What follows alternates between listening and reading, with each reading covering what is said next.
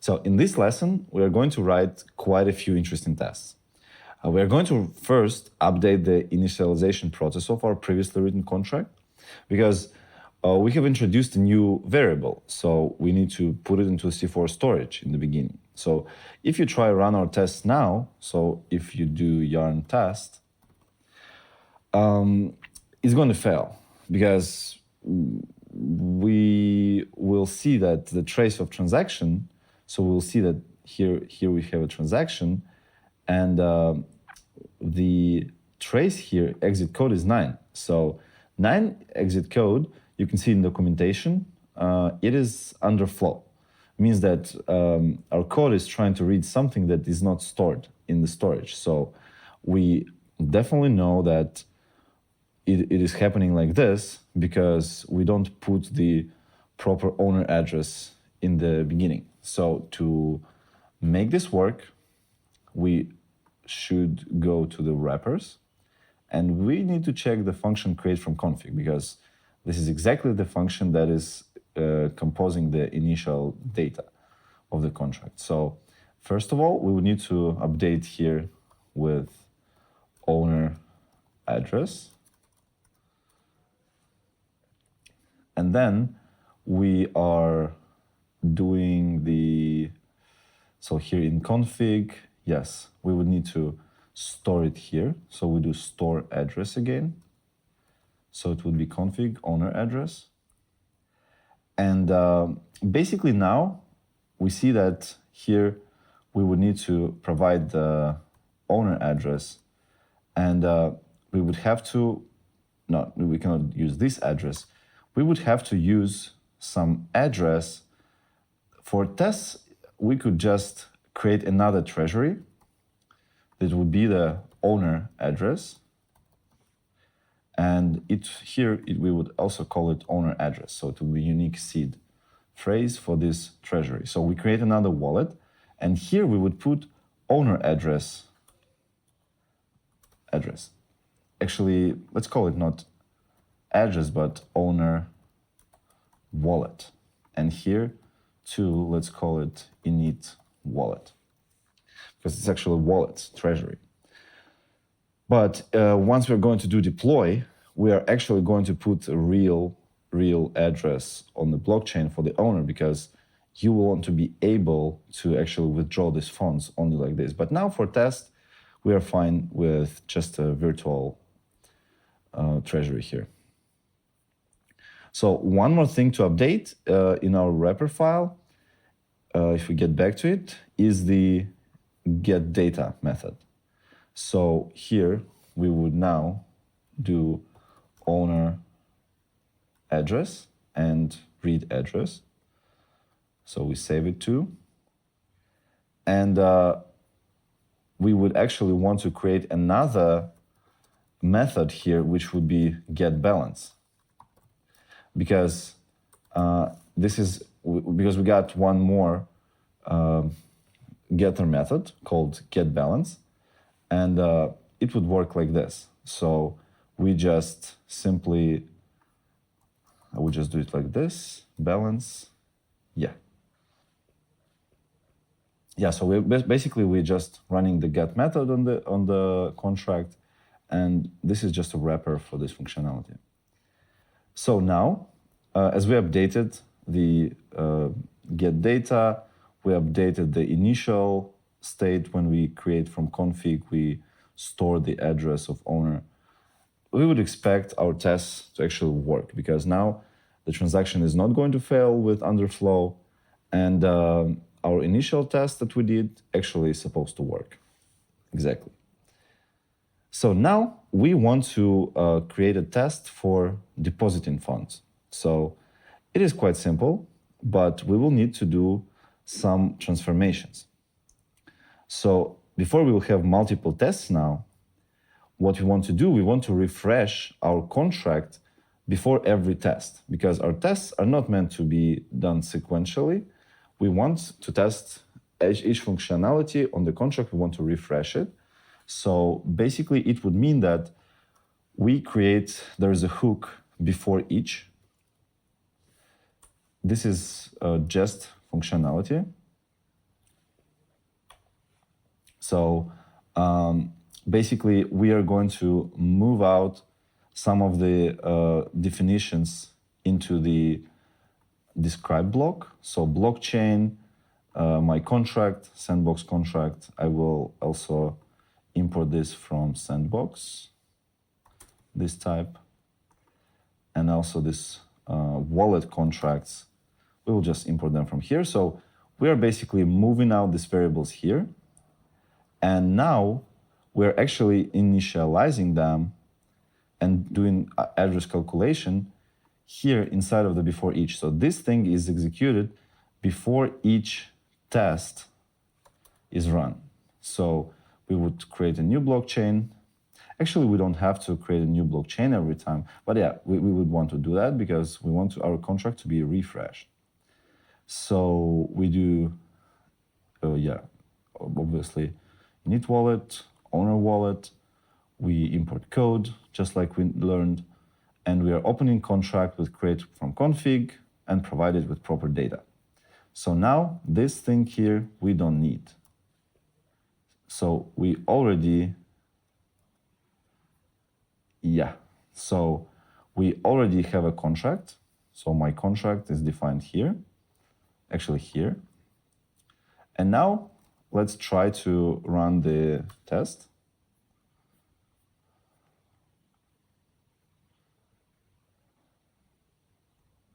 It is supposed to work because we simply just changed the structure of the contract.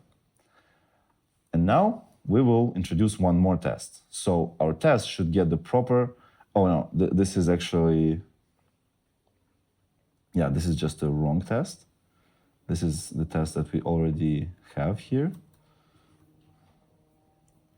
So, and now let's create kind of like a draft for the rest of the tests. So this test is working well. So now we do successfully, this test is supposed to be successfully depositing funds. This one should return deposit funds if there is no command send. So deposit requires a command, the deposit. And this one is going to successfully withdraw funds on behalf of owner. This one will fail if the withdrawal was requested from non-owner user. And this one will fail if there is not enough funds on the balance to actually withdraw. But we will start with the deposit funds. So we are going to work with wrapper again. And here we had a method send increment, but here we are going to have a send deposit. So basically send deposit method, of course, we have to provide who is the sender. We have to provide the amount that message has to carry with it. And here we will compose a message body. So everything we need to put it is just an operation command, because we remember from our logic in the FunC contract that here we just need to read operation and that's it. We don't need anything else there. So basically we just compose it like this and just put the body into here. It's very simple for now. So now we would actually create a sender wallet, just like in the previous test. This function has to be asynchronous. So we create a sender wallet, then we deposit, this is like deposit message result. We trigger this send deposit method on my contract. We put the sender as the sender wallet, and we say we want to deposit 5 ton. Then we would use the matcher that we already know from the sandbox to have a transaction. So we expect that the transaction from this sender to address of contract should be successful. And then we could run the get balance getter method from the via the wrapper, and we would expect that the result, the balance, to be greater than 499. So because you know that once we deposit 5 tons, we can, for example, just try to put here 5, but it will be failing because obviously some of the coins will be spent on commission, even on virtual blockchain. So we get an error, which is not looking like some close value that we had here, but it more looks like an error. So the test failed not because we got wrong amount, but because we got wrong data here.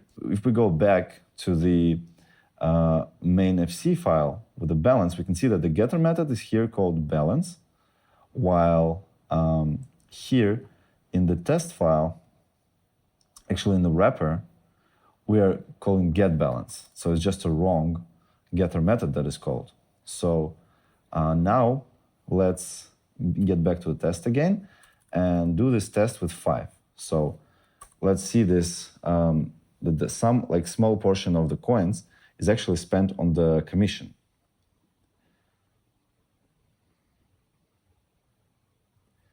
Again, failed, but this time it actually looks like balance. So basically, I would expect it to be greater than 4.99.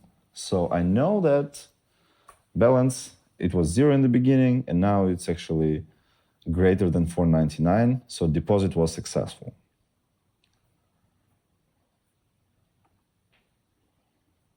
Great. The test is working properly. Next test. And this time we are going to try sending funds without the operation code. So it is supposed to fail. So we create a new method, send no code deposit. It means that we'll just send empty message body, and it is supposed to be bounced. So how do we actually test it? Let me get back to tests. So we just do the same thing, but we will do different expectations on the code. So again, it has to be async function. So we do sender, yes. We send no code deposit. And then we use the matcher to have transaction from this address, from the sender wallet to my contract, and it actually should be failing. And the balance should be obviously 0. Let me try testing it.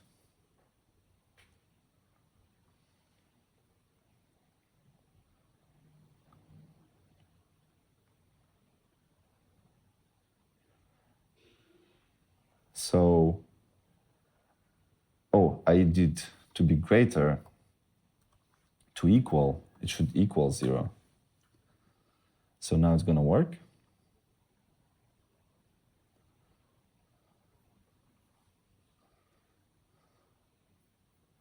Okay, we got one more issue. So we get 0, and here we get, okay, should get just 0 because there is a number. Yeah, so because we expecting some nano coins in 0, but actually what we get from there is a number. Great.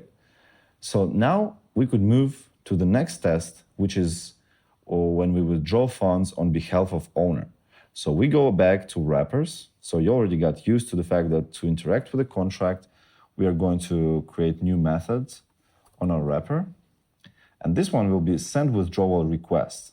So just like in previous methods, we are composing a message body. So we do builder, we store integer 3, again 32 bits, and then we put the amount. So you see that when using this method, we are going to pass the amount that we want to withdraw. And then, of course, we just put this message body. So we will now create one more test in our test file. Again, it has to be async function. And what happens there? Again, we create sender wallet. We send a deposit of money because now we have to first top it up to actually withdraw some money. And then we send withdrawal request method. And we have to specify, just like always, we have to specify the sender, and owner wallet. Owner wallet is used here because we initiate the contract with owner wallet, right? So we have to specify owner wallet as a sender. And then we just put a little bit of value to pay commission, and then we say how much of the Toncoin we want to withdraw.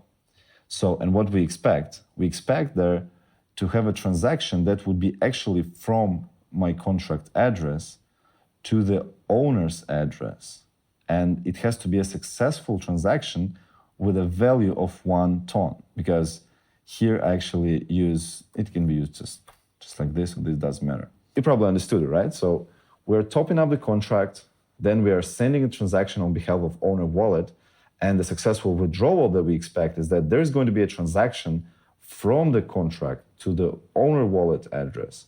And it has to be successful, and it has to have a certain value that we would expect it to have, right? Let's go for it.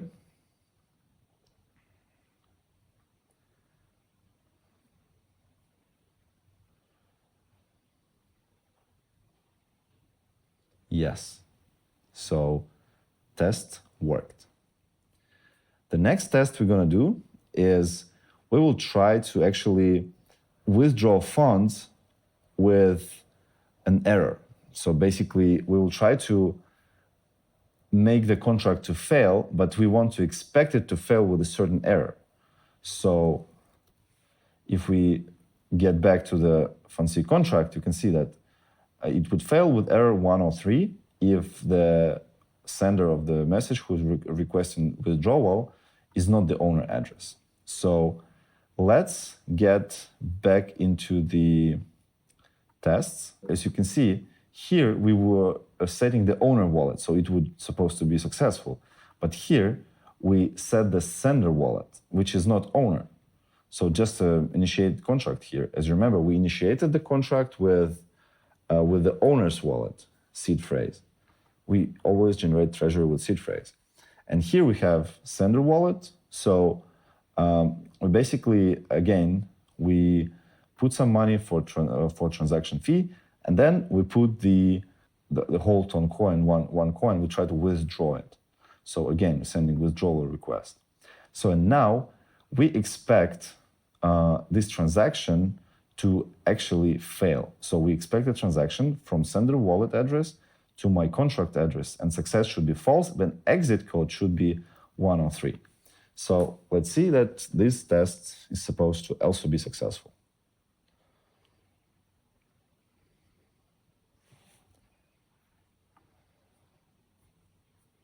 Great. So our test succeeded. So we can move to one more last test that would actually be very similar to. So it would fail to withdraw money, but now with the error 104 actually. And why? Because we don't, you see, prior to sending withdrawal request, we don't actually send the top-up transaction. So we try to withdraw 1 ton, and because in the before each hook, our contract is refreshed, it doesn't have money from the previous contract, from the previous test. So we would expect to have a transaction that is false successful, and the exit code is different. So at this point, we are going to check, and if this test is going to work too, that means that your contract is now tested. Awesome. The contract is tested, and I have to say that I'm proud of you. If you made it this far, this is just amazing. I really looking forward for the next lesson too, because we are going to actually deploy this contract to the testnet.